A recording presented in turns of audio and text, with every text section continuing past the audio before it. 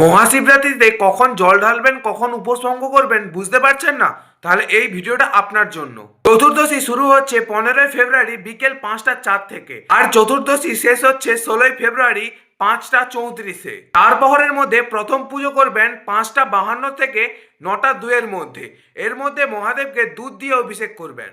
দুধ দিয়ে অভিষেক করার সময় বলবেন ওং হিরি ঈশানায় নমঃ। দ্বিতীয় প্রহরের পুজো করবেন 9টা 2 থেকে 12টা 12-এর মধ্যে। এতে মহাদেবকে দই দিয়ে অভিষেক করবেন আর বলবেন ওং হিরি অঘোরায় নমঃ। তৃতীয় প্রহরের পুজো করবেন 12টা 12 থেকে 3টে 22-এর মধ্যে। এতে মহাদেবকে ঘি দিয়ে অভিষেক করবেন আর বলবেন ওং হিরি বামদেবায় নমঃ। চতুর্থ প্রহরে পুজো করবেন 3টে 22 থেকে 6টা 32-এর মধ্যে।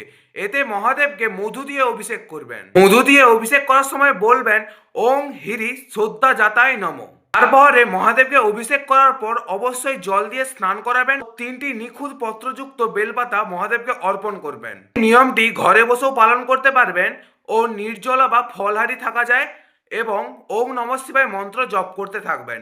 হর হর মহাদেব।